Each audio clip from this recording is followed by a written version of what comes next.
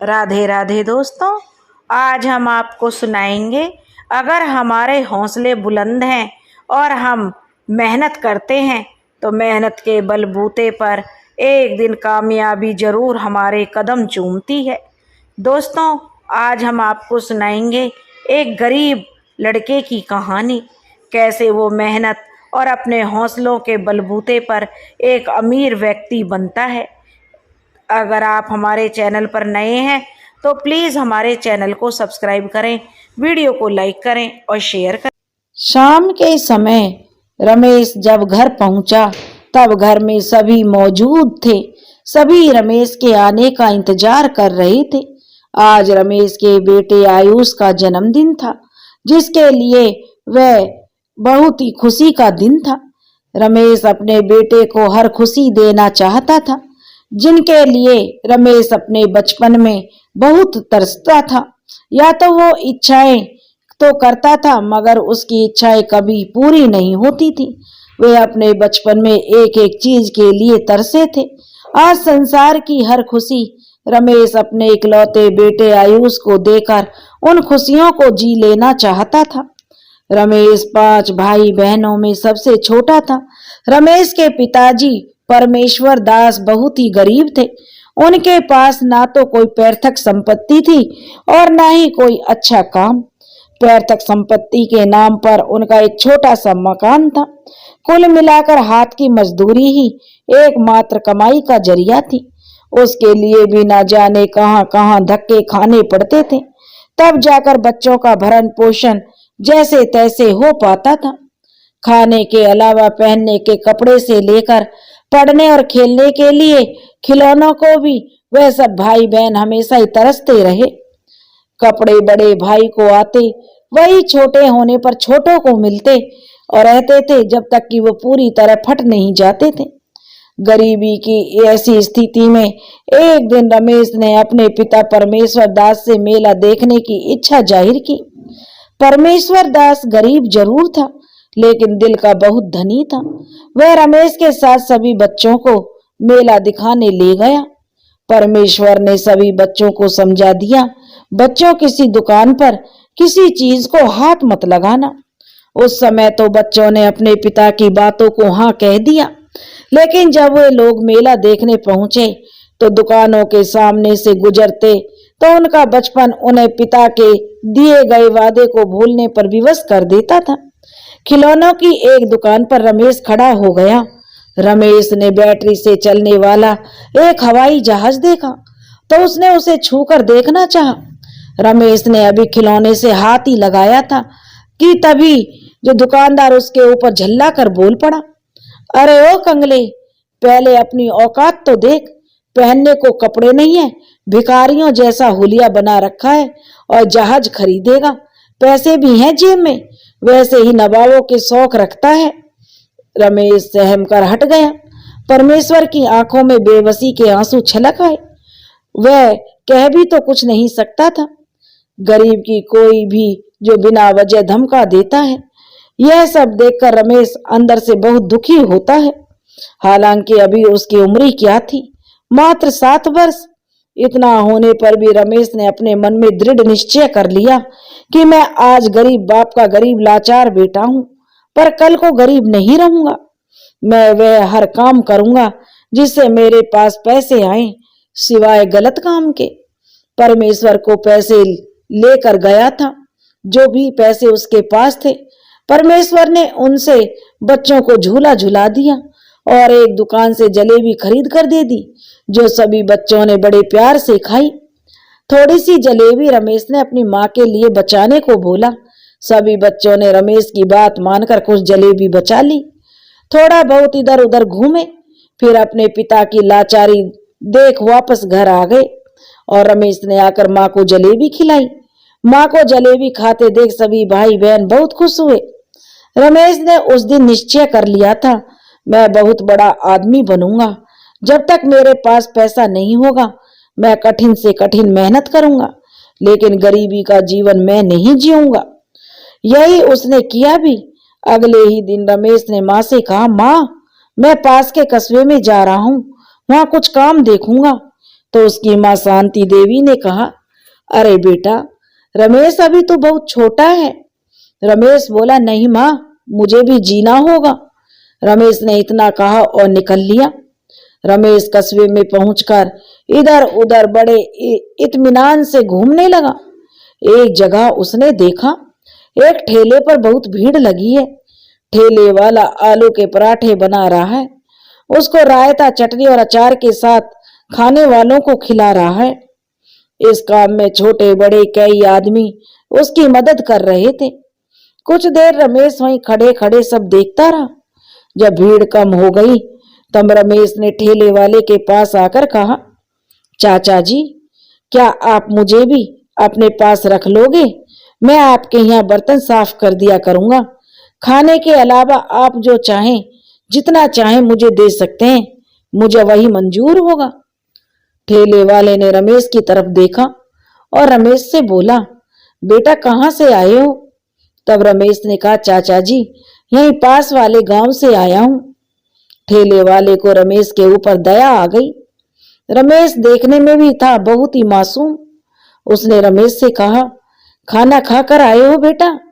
रमेश ने कहा, चाचा जी, रात की एक रोटी बची थी, उसमें से आधी रोटी खाकर पानी पी के आ रहा हूं। ठेले वाले ने कहा, बेटा दोपहर हो गई है, भूख लगी होगी, पहले कुछ खा लो फिर बात करेंगे।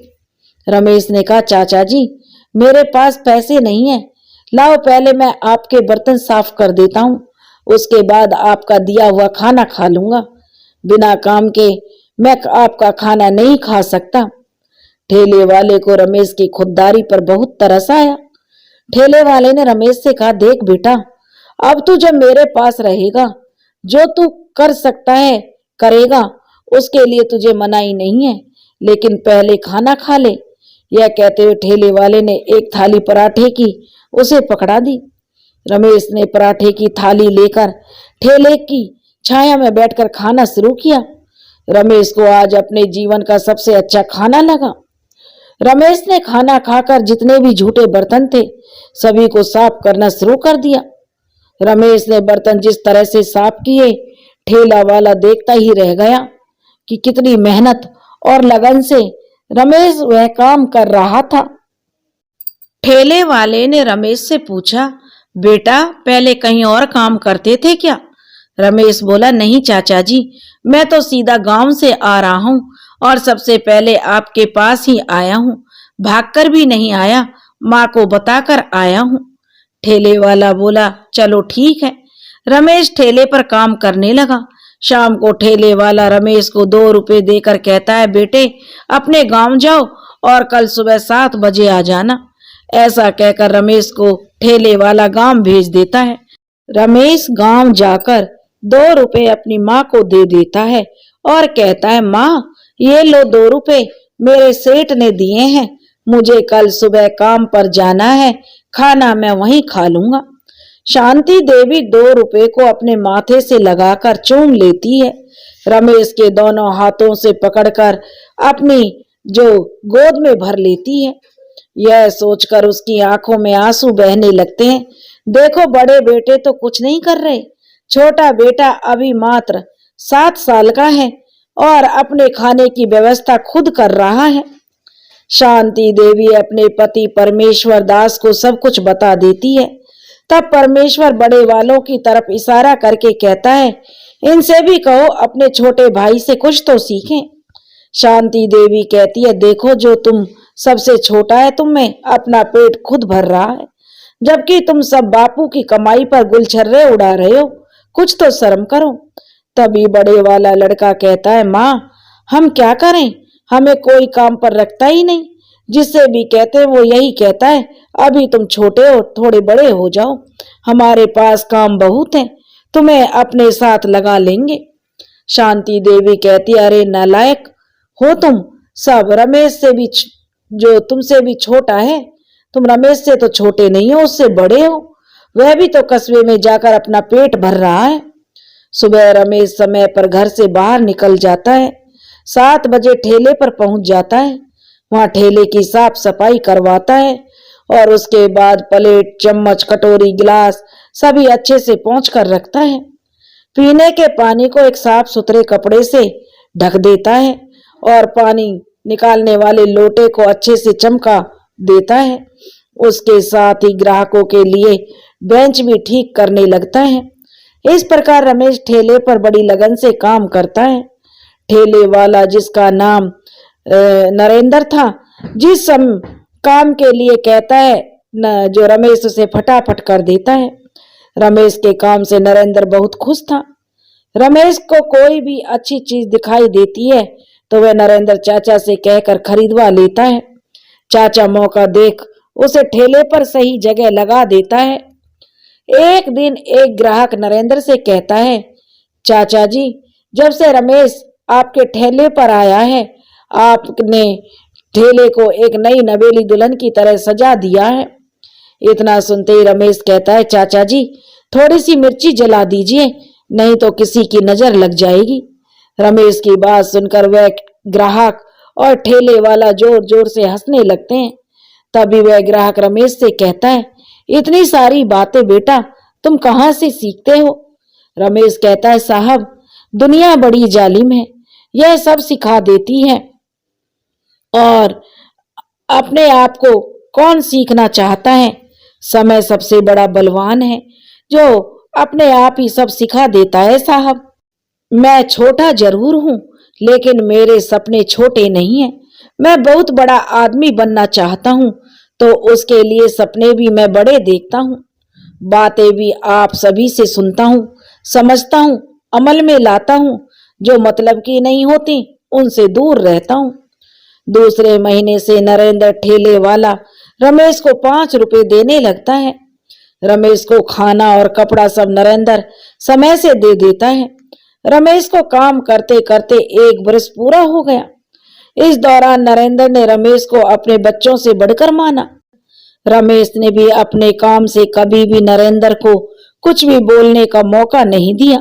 धीरे धीरे दिन गुजरते रहे, तभी तो आज नरेंद्र रमेश को 5,000 रुपए महीने देने लगता है। रमेश के माता पिता, भाई बहन सभी बहुत खुश हैं। रमेश के द्वारा घर में इतना पैसा दिए जाने से घर के हालात दिनों दिन अच्छे होने लगते हैं। रमेश के बड़े भाई भी थोड़ा बहुत माँ बाप के काम में हाथ बटाने लगते हैं। इसी तरह रमेश ठेले पर काम करता रहता है और उनका घर बन जाता है और भाई और बहनों की शादी हो जाती है। अब रमेश की शादी के लिए जो वो अकेला बचता है। रमेश के माता पिता रमेश पर शादी का दबाव बनाते हैं। उधर रमेश की अच्छी आमदनी को देखकर रिश्तेदार भी अच्छे अच्छे रिश्ते ढूंढ कर लाते हैं। रमेश ने अपने माता पिता को साफ साफ कह दिया, शादी तो मैं करूंगा, लेकिन अभी नहीं, जब तक सारा कर्जा जो भाई बहनों की शादी में किया है वह अदा नहीं हो जाता। रमेश ने ठेले वाले चाचा नरेंद्र से कहा, चाचा जी, अगर आप कहें तो एक ठेला और लगाना शुरू कर सकते हैं। नरेंद्र ने कहा, बात तो ठीक है, फिर भी दूसरे ठेले पर क्या लगाएंगे? रमेश ने कहा, ठीक है चाचा जी, मैं सोचकर आपको बताऊंगा। आजकल रमेश नरेंद्र के पास ही रहने लगा। रात को रमेश ने नरेंद्र से पूछा, चाचा जी, यदि दूसरे ठेले पर चाय, बिस्किट और नमकीन रखी जाए तो कैसा रहेगा? नरेंद्र ने अपनी नजर अपने ठेले के चारों तरफ घुमा ली। उसने देखा रमेश बिल्कुल सही कह रहा है। हमारे ठेले के आसपास कोई भी ठेला ऐसा नहीं है जिस पर चाय, बिस्किट, नमकीन मिलता हो। नरेंद्र ने रमेश से कहा, बेटा तुम इतने अच्छे आइडिया लाते कहाँ से हो? तब रमेश बोला, चाचा जी, सब आपसे ही तो सीख रहा हूँ। हमारे ठेले के दूर दूर तक भी कोई भी चाय वाला नहीं है। हमारा ठेला स्टेशन के सबसे नजदीक है। ऐसे में अगर हम चाय का ठेला लगा लेते हैं तो स्टेशन आने जाने वाली सवारियों से भी हम चाय उन्हें पिलाएंगे और हमारी आमदनी होगी। नरेंद्र ने एक ठेले का ऑर्डर कर दिया। कुछ ही दिनों में ठेला बनकर तैयार हो गया। नरेंद्र ने रमेश को पहले ठेला दिखाना उचित समझा। यही सोचकर वह शाम को नरेंद्र को लेकर ठेला देखने चला गया। रमेश ने देखा बनाने वाले ने ठेला बहुत ही सुंदर तरीके से बनाया। ठेले के ऊपर अच्छी चादर डाली, लेकिन अभी भी ठेले में सुधार की आवश्यकता थी। रमेश ने कारीगर को कहलवाया, एक तो ठेले की छत के नीचे लटक जो कम से कम 1 फुट चौड़ी हो, दूसरा ठेले के सामने ठेले की ऊंचाई के बराबर से एक 9 इंची का फट्टा चारों तरफ निकला होना चाहिए, जिसे एक तरफ गिलास रखने की जगह हो तो दूसरी तरफ चाय बनाने का सामान। जैसे जैसे रमेश ने बताया, नरेंद्र ने कारीगर को वैसे वैसे करने के लिए बोल दिया। उसके बाद कारीगर से पूछा, कितना समय और पैसा लगेगा? कारीगर ने कहा, कम से कम 2 दिन। पैसे आप खुद सोच समझ कर दे देना। 2 दिन बाद ठेला बनकर तैयार हो गया। नरेंद्र और रमेश जाकर ठेले को अपने घर ले आते हैं। नरेंद्र की घरवाली नए ठेले की पूजा करती है और ठेले के चारों तरफ स्वास्तिक का निशान बना देती है। रमेश रास्ते में ही 4 चुटीले ले आता है, ठेले की छत के चारों कोनों पर बांध देता है। साथ ही नरेंद्र से कहता है, चाचा जी, आप किसी पंडित से शुभ मुहूर्त निकलवा लो, हम उसी मुहूर्त में अपने ठेले की शुरुआत करेंगे। नरेंद्र अपने पंडित के पास जाता है, उसे सारी बातें बता देता है। तब पंडित अपना पत्रा देखकर नरेंद्र को शुभ दिन और मुहूर्त बता देता है। सौभाग्य से शुभ दिन और मुहूर्त बहुत जल्दी आता है 2 दिन बाद, और इन 2 दिनों में रमेश और नरेंद्र ने ठेले को लिए जो सभी जरूरी सामान जो ठेले के लिए थे सब खरीद लिया था। रमेश ने नए ठेले का जिम्मा अपने ऊपर ले लिया। रमेश ने सबसे पहले 2 केतली चाय बनाई, कुछ बिस्किट की पैकेट लिए। पहले नरेंद्र के हाथों सभी इष्ट देवों को भोग लगवाया, तब नरेंद्र को टेस्ट करने के लिए कहा। नरेंद्र ने चाय पीकर देखा तो उसे चाय बहुत अच्छी लगी। अब रमेश ने केतली उठाई और चल पड़ा स्टेशन। वहां स्टेशन मास्टर को बताया, नरेंद्र पराठे वालों ने चाय का ठेला शुरू कर दिया है। अगर आपने चाय पीनी हो या आपको चाय मंगवानी पड़े तो आप बता देना। स्टेशन मास्टर ने चाय पी तो उसे चाय का स्वाद ऐसा लगा जैसे उसके एक पोर्टर को चाय लाने के लिए ही लगा दिया हो, जो रोज चाय लेकर आता। कुछ दिनों बाद स्टेशन का बाकी स्टाफ भी रेलवे कैंटीन की चाय न पीकर रमेश के यहाँ से ही चाय पीने लगा। इसके चलते उस पोर्टर को भी रमेश चाय फ्री देता जो चाय लेने आता था। रमेश के पास स्टेशन से काफी स्टाफ की चाय की मांग होने लगी। देखते ही देखते रमेश ने स्टेशन स्टाफ को सस्ती चाय देने लगा। इस तरह से रमेश के ठेले पर चाय पीने वालों का तांता लगने लगा। दूसरे महीने के अंत तक रमेश को अपने ठेले पर इतना फायदा हुआ कि नरेंद्र को अपना मुनाफा भी कम लगने लगा। नरेंद्र ने रमेश से ठेले पर ठंडे पेय रखने की भी सलाह दी। रमेश ने इसके लिए एक आइस बॉक्स भी ले लिया जिसमें बोतलों को ठंडा रखा जा सके। जब ठंडा पेय बिकना शुरू हो गया तो रमेश ने नरेंद्र से सलाह करके एक जूसर मशीन भी लगवा ली। नरेंद्र के ठेले से ज्यादा रमेश के ठेले की जो आमदनी बढ़ने लगी। रमेश के ठेले पर पानी के पैसे भी आने लगे। जूस और चाय के पानी में भी जो पानी तो बिकता था उसमें भी जो मुनाफा होने लगा। 1 वर्ष में रमेश और नरेंद्र को अच्छा खासा मुनाफा हुआ। रमेश ने नरेंद्र से कहा, चाचा जी, मुझे एक दुकान दिलवा दो। नरेंद्र ने दुकान खोजना शुरू कर दिया।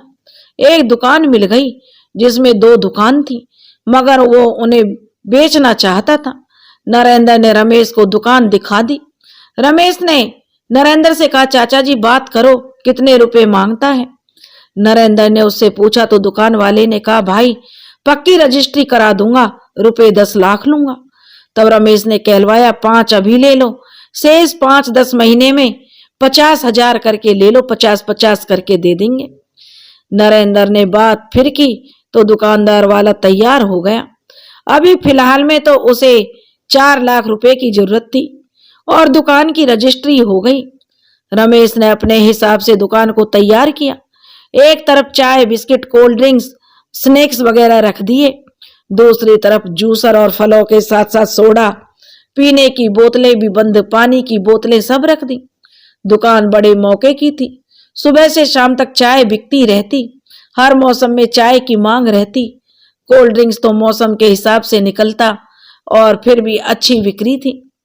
दूसरी तरफ शाम के समय ऑफिस से छुट्टी करके लोग जूस पर टूट पड़ते, तब बहुत मारा मारी होती। दुकान के सामने रोड पार करते ही अंग्रेजी शराब का एक ठेका था, जिसका बहुत ही अनुकूल प्रभाव जूस और सोडा की दुकान पर पड़ा। बिक्री शाम के समय बहुत बढ़ जाती थी। दिक्कत नहीं आती क्योंकि ज्यादातर पढ़े लिखे ग्राहकों की भीड़ होती थी, जो अधिकांशतः सेल्फ सर्विस ही कर लेते थे। रमेश 20 साल का अब नौजवान युवक बन गया। चेहरे पर एक विशेष आभा आ गई। देखने में रमेश किसी अच्छे सेठ लगता था। रमेश ने चाचा नरेंद्र से कहा, चाचा जी अगर आप मुझे आज्ञा दें तो मैं अब अपना हिसाब किताब अलग अलग चाहता हूं। नरेंद्र ने कहा, बेटा ठीक है, जैसा तुम उचित समझो। तब रमेश ने फिर नरेंद्र को बताया, चाचा जी नाते रिश्तेदार सभी माँ बापू पर मेरी शादी को लेकर दबाव बना रहे हैं, लेकिन मेरी इच्छा है मैं अपना अलग कारोबार संभालने के 1 वर्ष बाद शादी करूंगा। नरेंद्र ने कहा, बेटा रमेश यदि ऐसी बात है तो तू ही बता, मैं तुझे क्या दूं। तब रमेश ने कहा, चाचा जी मुझे केवल यह दुकान दे दो। इस पर नरेंद्र ने कहा, बेटा दुकान तो तेरी ही है, उसका तो सब कुछ तूने ही किया है, सारा पैसा तुमने लगाया है, उसमें मेरा क्या है।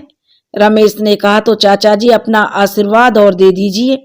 नरेंद्र ने कहा, बेटा जिस दिन से तू मेरे पास आया था उस दिन से आज तक मेरा आशीर्वाद ही तुझे मिला है, तेरे अलावा दूसरा है ही कौन जिसे मैं अपना आशीर्वाद दूं। इतना कहते कहते नरेंद्र की आंखों में आंसू बहने लगे और बोला, बेटा जब से तू आया है तूने देखा मेरा अपना कोई बच्चा भूलकर भी कभी ठेले पर नहीं आया। मैंने सब कुछ उन्हें ही तो दिया है, इसी का नतीजा है सभी अपनी अपनी राह चल रहे हैं। मैं भगवान से प्रार्थना करूंगा बेटा कि वो तुम्हें संसार में सभी खुशियां प्रदान करें। ऐसा कहकर नरेंद्र ने रमेश से कहा, बेटा मैं भी तुमसे कुछ मांगता हूं। रमेश बोला, मांगो चाचा, मैं भला आपको क्या दे सकता हूं। नरेंद्र बोला, बेटा मुझे भूल मत जाना, तेरे सिवाय मेरा अपना कोई नहीं है। रमेश ने नरेंद्र के पैर पकड़ लिए और बोला, चाचा जी आप तो हमेशा मेरे हृदय में रहेंगे, आप जैसे देवता को भला कौन भूल सकता है। नरेंद्र बोला, अरे नहीं रे पगले, मुझे कहाँ ले जाएगा, मैं इतना भी महान नहीं हूं जो तू मेरी तुलना देवताओं से करे। हमारे पूज्य देवताओं का बेटा अपमान मत कर। रमेश बोला, नहीं चाचा जी, मेरे देवता तो आप ही हैं, आपने ही मुझे अपनी शरण में लिया तभी तो मैं हूं, नहीं तो आज यह रमेश कहाँ खाक छान रहा होता। यह सब आपसे ही संभव हुआ है चाचा जी। नरेंद्र बोला, चल ठीक है, अब काम भी करना है, मेरे लायक भी कोई काम है तो बता, तेरा चाचा आधी रात तेरे लिए खड़ा मिलेगा। रमेश ने नरेंद्र के पैर छुए और अपनी दुकान पर आ गया। और अब होता है यहां से शुरू रमेश का अपने लिए असली संघर्ष। दुकान कारीगरों पर छोड़कर अपने जन्मदाताओं के पास रमेश आता है और सभी को बताता है, मैंने अपनी अलग दुकान खोल ली है और अब से 1 साल बाद मैं शादी कर लूंगा, लड़की देखने का काम आप सभी का है। रमेश के मुंह से यह सुनकर परमेश्वर और शांति देवी बहुत खुश हुए। दोनों ने कहा, ठीक है बेटा, हम इस जिम्मेदारी को बखूबी निभाएंगे, लेकिन फिर भी पसंद तो तुम्हारी ही होगी ना, अपनी पसंद बताओ। रमेश यह सब बताकर अपनी दुकान पर पहुंचने से पहले इधर उधर बैठकर लोगों से अपने कारीगरों की विश्वसनीयता की जांच करता है। उसे आज ऐसा क्यों महसूस हुआ। रमेश अब जो भी करना चाहता था उसका आधार विश्वास बनेगा। रमेश ने अपनी योजनाओं को अमली जामा देने की शुरुआत में पहला कदम स्टेशन पर रखा। स्टेशन पर सभी उसे जानते थे। रमेश ने स्टेशन मास्टर के कार्यालय में जाकर स्टेशन मास्टर को बोला, साहब जी नमस्ते।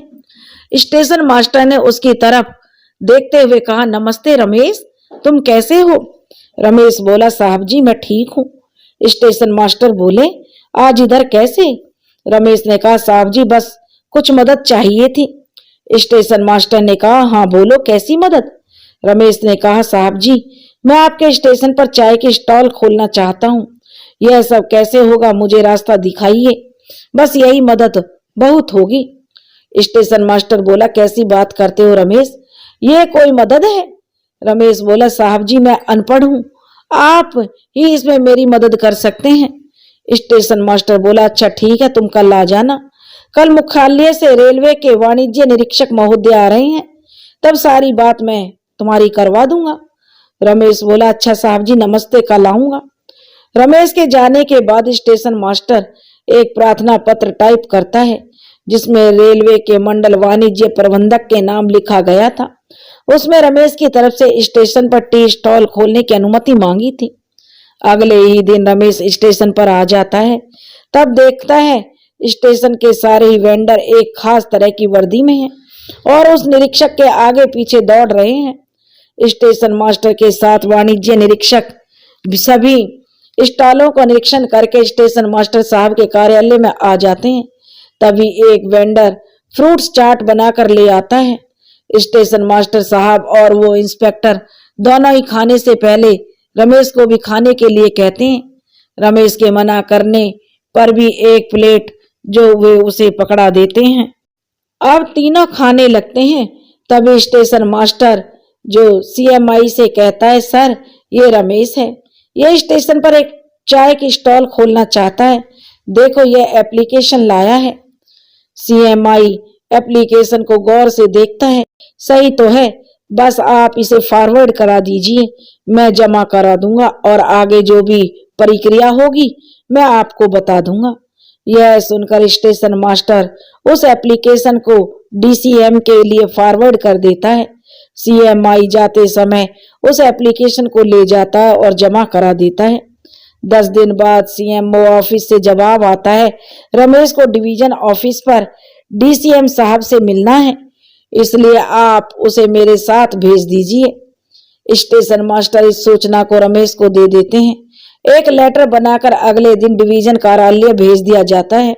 रमेश उस लेटर को लेकर डिवीजन कार्यालय पहुंच गया। पूछते पूछते रमेश सीएमआई के कार्यालय भी पहुंच जाता है।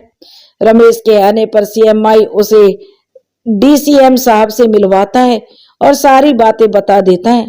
तब डीसीएम महोदय एक चिट्ठी बनवाते हैं, उसमें एक एग्रीमेंट होता है। यह सब बनवा कर रमेश को दे देते हैं और कहते हैं जाकर स्टेशन मास्टर को दे देना, आगे वह जैसा कहें वैसे करना। रमेश वे कागज लेकर स्टेशन मास्टर के पास पहुंचता है। स्टेशन मास्टर उन कागजों को देखकर कहता है, मुबारक हो रमेश, तुम स्टॉल लगाने की तुम्हें अनुमति मिल गई है। अब तुमको 5,000 रुपये जमा कराने हैं, फिर कम से कम 6 आदमियों का मेडिकल करवाना है, उसके लिए भी पैसे मेरे पास ही जमा होंगे। पैसा जमा होने के बाद तुम्हें एक लेटर दूंगा, जब तुम सभी एक एक पासपोर्ट फोटो उस लेटर पर लगाकर अपनी डॉक्टरी करा लेना। तुम अपने आप को मिलाकर कुल 6 आदमियों का मेडिकल करा लो। रमेश, एक बात और है, स्टेशन मास्टर कहते हैं, तुम्हें केवल 2 आदमी और तलाशने होंगे जो काम कर सकें, 3 तुम्हारे पुराने भी चल जाएंगे। इससे तुम्हें यह फायदा होगा, इनकी अदला बदली करके काम करा सकते हो। रमेश ने पैसे जमा करवा दिए। स्टेशन मास्टर एग्रीमेंट के पैसों की मनी रसीद मंडल कार्यालय में भिजवा दी और 6 आदमियों के लिए मेडिकल परीक्षण कराने का फार्म भर दिया। रमेश 6 आदमियों का मेडिकल अगले दिन करवाकर आ गया। स्टेशन मास्टर ने उससे कहा, बताओ तुम्हें स्टॉल कहाँ लगानी है? तब रमेश ने कहा, मास्टर जी मुझे स्टॉल आपके ऑफिस के 10 मीटर दूर, शायद तभी मेरी दुकान आपके सबसे नजदीक होगी। स्टेशन मास्टर ने डिवीजन ऑफिस द्वारा अनुमति की गई माप के अनुसार प्लेटफॉर्म पर जमीन नाप दी। रमेश ने उस जगह पर अपना स्टॉल बनवाना शुरू कर दिया। बाकी वेंडर यह देखकर बोले, अरे भाई, यहाँ पर यह स्टॉल कौन बनवा रहा है? जब तक स्टेशन मास्टर वहां आते हैं, उनकी बात सुनकर कहते हैं, अरे भाई, यह स्टॉल तो नरेंद्र वाला रमेश बनवा रहा है, उसे चाय और स्नैक्स वगैरह बेचने के लिए अनुमति ली है। जब एक वेंडर ने स्टेशन मास्टर से पूछा, साहब जी रमेश तो अनपढ़ है, उसे इतनी जल्दी यह कॉन्ट्रैक्ट कैसे मिल गया? तब स्टेशन मास्टर ने कहा, क्यों, अनपढ़ व्यक्ति कॉन्ट्रैक्ट नहीं ले सकते? तब वहां एक वेंडर कहने लगा, साहब जी मेरा मतलब वह नहीं था। स्टेशन मास्टर कहते हैं, तो क्या मतलब था? तो वह कहता है, नहीं सर, मैं तो इसलिए कह रहा था कि हमने उसे भागदौड़ करते हुए देखा ही नहीं, हमने तो उसे रोजाना उसकी दुकान पर ही देखा है। तब स्टेशन मास्टर ने कहा, भाई पैसे में बहुत ताकत होती है, जिसका घमंड तुम सबको हो रहा है। स्टेशन मास्टर ने कहा, ऐसा इसलिए क्योंकि कुछ दिनों से इन लोगों ने स्टेशन मास्टर के साथ साथ स्टेशन स्टाफ को भी नजरअंदाज करना शुरू कर दिया था। एक हफ्ते में रमेश का स्टॉल शुरू हो गया। रमेश ने 2 आदमी साथ रखकर खुद स्टॉल संभाली। सबसे पहले आते ही पहली केतली चाय अपने और स्टेशन स्टाफ के लिए रमेश अपने हाथों से तैयार करता। तब आज आवाज लगाता, बाबूजी चाय मंगवा लो या मैं लाऊं। कभी रमेश और कभी पोएटर चाय लेकर जाते, तो कभी समय होने पर स्टेशन स्टाफ खुद चलकर रमेश के स्टॉल पर पहुंच जाता और गर्मा गर्म चाय की चुस्की लगाकर आते। रमेश की यह पहली सीढ़ी थी। रमेश को सबसे ज्यादा फायदा चाय, सिकंजी, सोडा और उनकी अपनी दुकान पर जूस से हो रहा था, क्योंकि इनमें ना चाहते हुए भी पानी का प्रयोग होता है। दूसरे शब्दों में कहो तो पानी का पैसा रमेश को बहुत फल रहा था और रमेश की दुकान बहुत अच्छे से चल रही थी। धीरे धीरे समय बीतने लगा और रमेश को 1 साल होने को आया। अब तक रमेश ने सभी कारीगरों को महीने की तनख्वाह देने के बावजूद सब खर्चा काटकर करीब करीब 5 लाख रुपए का मुनाफा कमाया। रमेश के माता पिता ने इस दौरान कई लड़कियां देखी, कुछ अनपढ़ तो कुछ पढ़ी लिखी, मगर रमेश को पढ़ी लिखी लड़की पसंद आई। रमेश ने माँ बाप को अपना फैसला बता दिया। लड़की वालों ने लड़की को देखकर हाँ कर दी और लड़की 12वीं कक्षा तक पढ़ी थी। अच्छा परिवार था। रमेश की और कोई डिमांड नहीं थी। निश्चित समय पर रमेश की शादी नेहा के साथ हो गई। नेहा भी रमेश को अपने पति के रूप में पाकर बहुत खुश थी। भले ही रमेश अनपढ़ था, फिर भी उसका नाम तो है जो अच्छे पढ़े लिखों का भी नहीं होता। शादी होने के बाद रमेश नेहा को अपने साथ ले गया।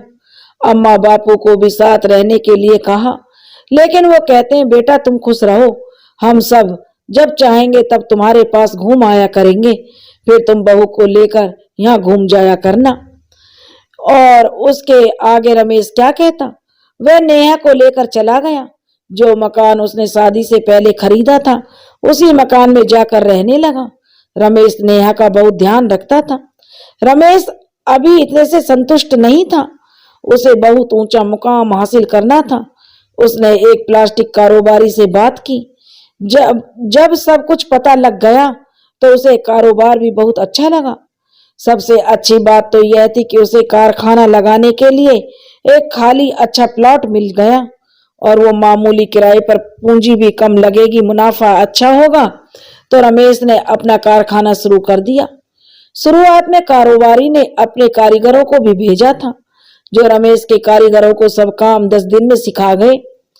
अब रमेश ने अपनी दुकानें कारीगरों पर छोड़कर कारखानों में अपना समय देना शुरू कर दिया। इसके साथ ही सुबह शाम सभी कारीगरों से मिलकर समस्याओं को सुनता और उनका निराकरण करता कि उनका क्या समाधान है।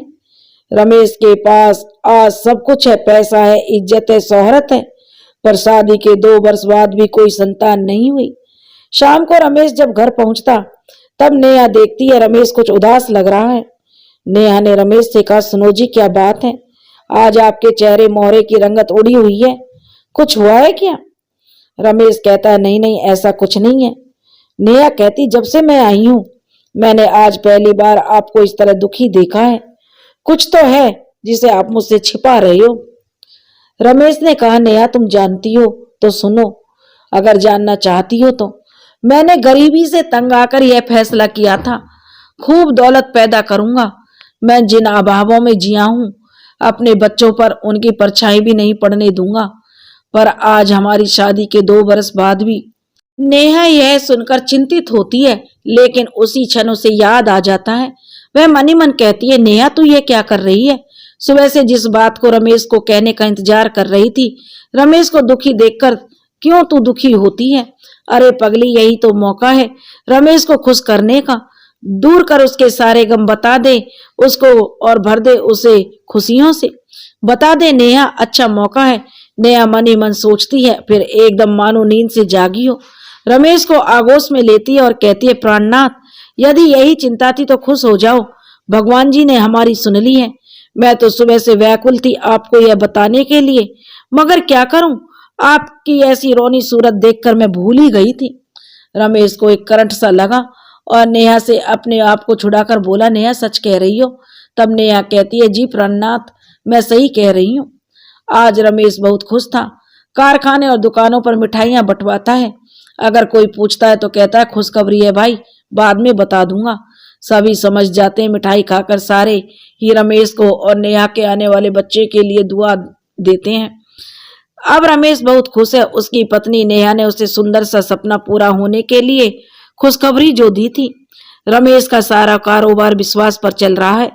रमेश सभी जगह पर एक नजर से देखते हुए एक चक्कर जरूर ही लगाता है। उसके साथ ही सभी कारीगरों को समय पर उनका वेतन भी दे देता है। अपनी तरफ से कभी किसी को अपशब्द नहीं कहता, सभी को सम्मान देता है। हफ्ते में एक बार सभी को व्यक्तिगत रूप से उनकी समस्याएं सुनकर उन्हें सुलझाने की कोशिश करता है। इसी तरह समय गुजरने लगा। नेहा को सभी आवश्यक टीके समय अनुसार लगवाए गए। डॉक्टर के निर्देश पर अल्ट्रासाउंड वगैरह भी कराया गया।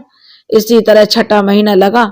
तब रमेश की माँ शांति देवी रमेश के पास आकर कहने लगी, देख बेटा, अगले महीने नेहा की गोद भराई है, तो पंडित जी से कोई शुभ दिन और मुहूर्त निकलवा कर रिश्तेदारों को बता देना। रमेश अपनी माँ से पूछताछ करता है, तो क्या होती है माँ गोद भराई? तब रमेश की माँ बताती है, बेटा यह रस्म होती है, मनाते हैं इसे, तरीका सबका एक ही होता है और नाम जगह के हिसाब से बदल जाते हैं। ज्यादातर गोद भराई पहली संतान के लिए की जाती है। रमेश फिर पूछता, माँ गोद भराई में क्या क्या होता है? तो शांति देवी कहती है, बेटा यह काम औरतों का होता है, तू यह सब जानकर क्या करेगा? तू बस पंडित जी को से एक अच्छा दिन और समय पता करवाकर रिश्तेदारों को सूचित कर दे। निश्चिंत होकर अपना कारोबार संभाल, बाकी काम हम सब औरतें कर लेंगी।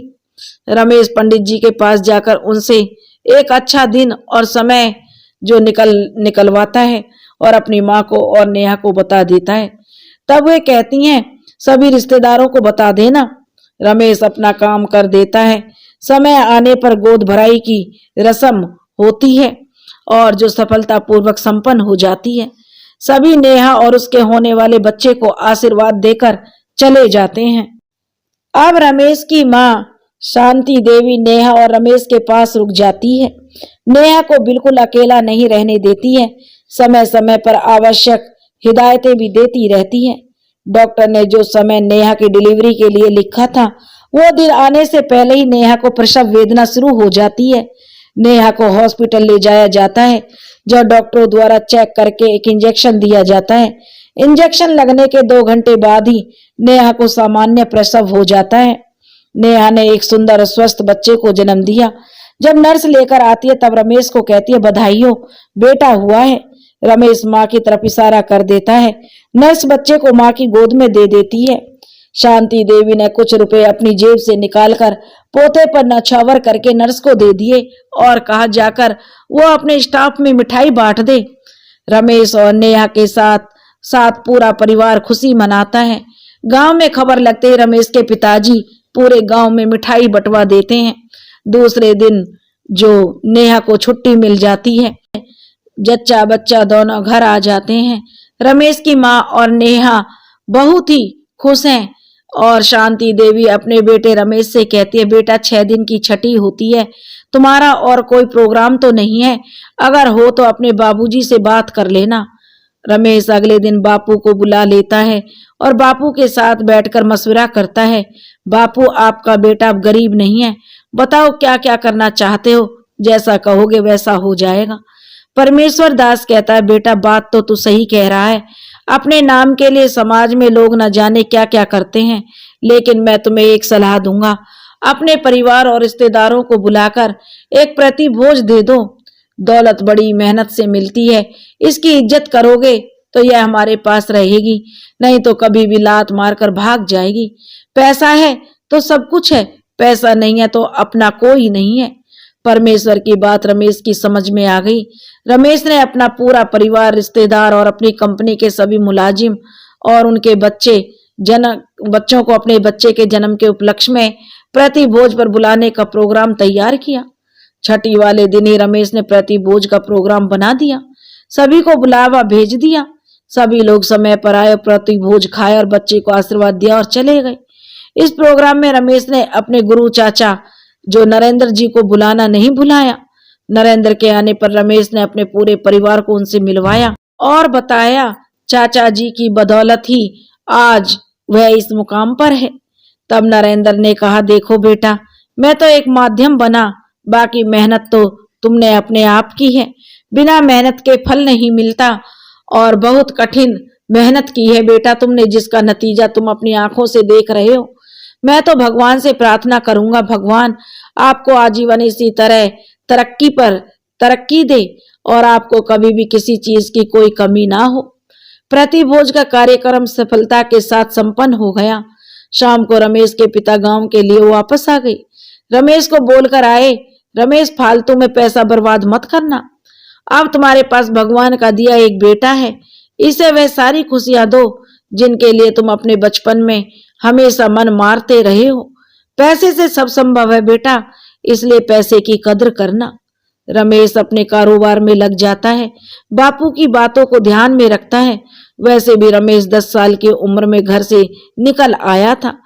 अब जब से आज तक उसने हिसाब से और कहें तो ठेले वाले नरेंद्र चाचा के हिसाब से कहीं भी गलत वह नहीं था। रमेश का सारा कारोबार विश्वास के ऊपर फ्री चल रहा है। रमेश को अपने कर्मचारियों पर पूरा विश्वास है। यही विश्वास कर्मचारियों को नरेंद्र पर था, जो आज रमेश के ऊपर आ गया है। रमेश आए दिन एक नई सीढ़ी चढ़ने की कोशिश करता रहता है, जिसमें भगवान उसे सफलता भी देते हैं। रमेश ने कभी पीछे मुड़कर नहीं देखा। आज भी रमेश कठिन परिश्रम कर रहा है। इसी तरह मेहनत करते करते रमेश का समय गुजर रहा था।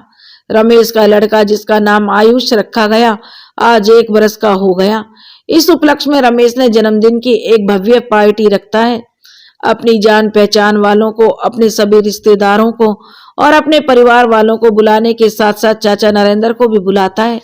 शाम के समय घर पर सभी लोग इकट्ठा होते हैं। आयुष के जन्मदिन की सभी तैयारियां पूरी हो चुकी हैं। करीब करीब सभी मेहमान आ गए हैं। इंतजार है तो सभी को रमेश का, जो अभी कारखाने से चला है। आधे घंटे में रमेश अपनी दुकानों से होते हुए घर पहुंचता है। उसके आते ही सभी लोग कहने लगते हैं, चलो रमेश जी आ गए हैं, रमेश जी आ गए हैं, अब केक काटा जाए। एक टेबल पर एक बहुत बड़ा केक लगा हुआ है। आयुष को बहुत सुंदर से कपड़े पहनाकर तैयार किया गया है। ऊपर से बर्थडे बॉय का केक पहनाकर रखी गई है। रमेश और नेहा आयुष को अपने हाथों से केक काटने के लिए कहते हैं। आयुष अपने नन्हे नन्हे हाथों से प्लास्टिक के चाकू को लेकर केक के पास जाता है। अभी चाकू केक को छूता ही है, तभी सभी के मुंह से अनायासी तालियों की गड़गड़ाहट में सुनाई पड़ता है, happy birthday to you Ayush, happy birthday dear Ayush. तभी गुब्बारे फोड़े जाने के शोर में सब कुछ सुनाई देना बंद हो जाता है।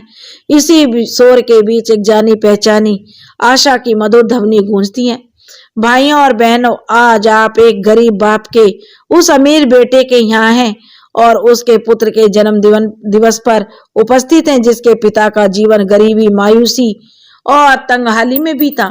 मगर मैंने भी प्रण किया था, मैं एक दिन बहुत बड़ा आदमी बनकर दिखाऊंगा। आज उस ऊंचाई की पहली सीढ़ी पर हूँ, धीरे धीरे अंतिम सीढ़ी भी पहचानूंगा। लगन और निष्ठावान कर्मयोगी कभी हार नहीं मानते। रमेश ने कभी हार नहीं मानी और अपनी मेहनत से दिन दूनी रात चौगनी तरक्की करता जा रहा है। रमेश था एक गरीब बाप का बेटा, जिसने अपने बेटे को गरीब नहीं बनने दिया। उसने इस गरीबी के तमाचे को सहा है, इसलिए वह अपने बच्चों के ऊपर गरीबी का तमाचा नहीं पड़ने देना चाहता। उसके लिए वो दिन रात जो मेहनत कर रहा है, लगन से चल रहा है, ताकि यह गरीबी का तमाचा उसके मुंह पर ना लगे। दोस्तों, अगर आपको हमारी कहानी पसंद आई हो तो प्लीज हमारे चैनल को सब्सक्राइब करें, वीडियो को लाइक करें और शेयर करें। राधे राधे।